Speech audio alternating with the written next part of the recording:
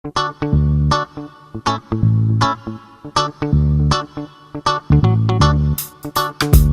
आप ओबेस है या नहीं है वो कैसे पहचानेंगे? तो सबसे पहले तो अपना वेट करेंगे। आपके आइडियल वेट जोन से अगर if you are more than 15% weight तो यू आर ओबेस। तो आप अपना वेट चेक कर लीजिए, अपना बॉडी मास इंडेक्स चेक करिए, वो 30 से ऊपर है तो आप डेफिनेटली ओबेस है। फिर वेस्ट मेजरमेंट 40 से ऊपर है तो भी ओबेस है।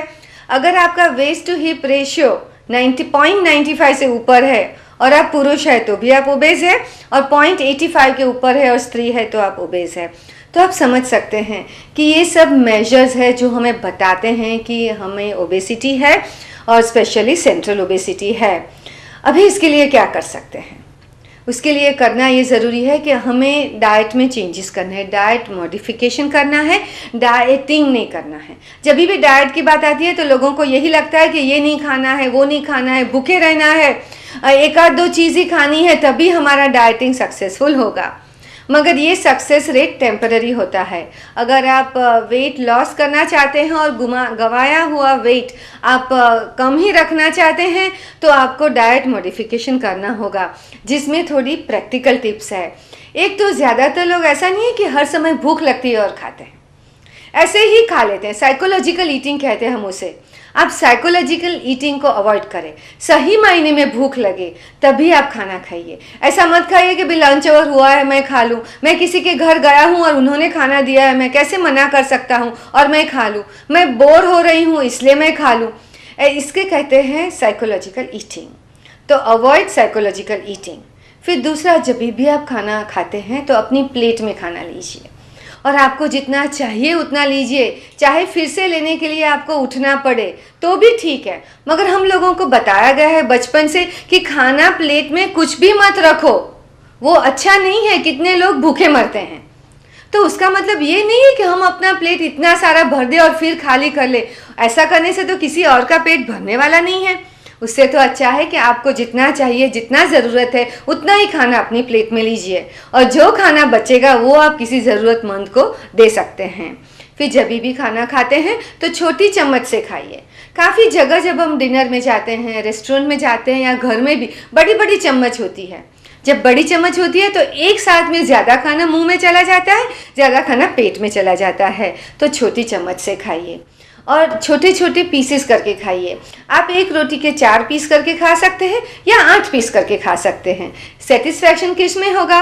अगर आप छोटे पीसेस करेंगे और अलग अलग चीज़ों के साथ खाएंगे जो लो कैलोरी भी है, हेल्दी भी है, तो सेटिस्फैक्शन भी होगा, प्लेजर भी मिलेगा और फालतू में वज़न नहीं बढ़ेगा। फिर जब आपका वेट प्लानिंग करना है तो आप अकेले वेट मैनेज नहीं कर सकते हैं। Family support is very important. तो जब पूरा फैमिली सोचता है कि वज़न कम रखना है, कोलेस्ट्रॉल कम रखना है, हेल्दी लाइफस्टाइल को हमें अपने जीवन में ले जाना है, तो चेंजेस जो होते हैं वो सबको असर करते हैं और एक दूसरे का सपोर्ट रहता है।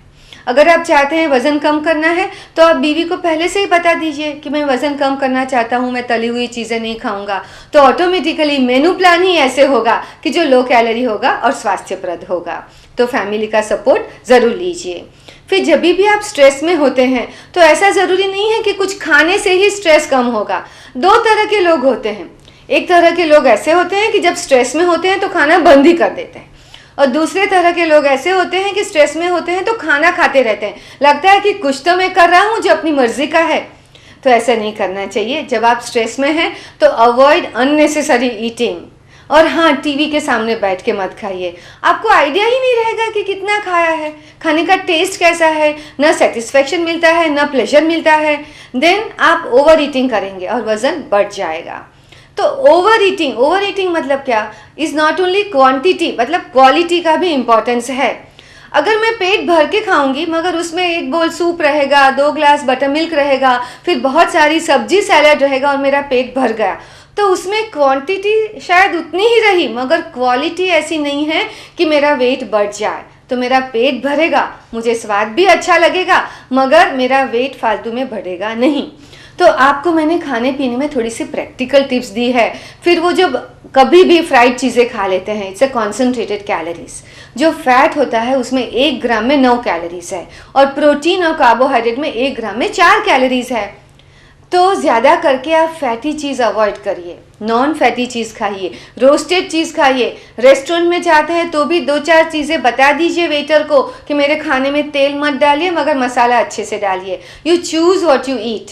जब चाहे आप घर में खाते हैं चाहे आप बाहर खाते हैं, पसंदगी का खाना खाइए, स्वाद वाला खाना खाइए, मगर खाना ऐसा खाइए जो कैलोरी डेंस ना हो, जिसमें कैलोरी कम हो, ऐसा खाना खाइए। हाँ, वज़न कम करने के लिए एक्सरसाइज का भी बहुत ही इम्पोर्टेंस है।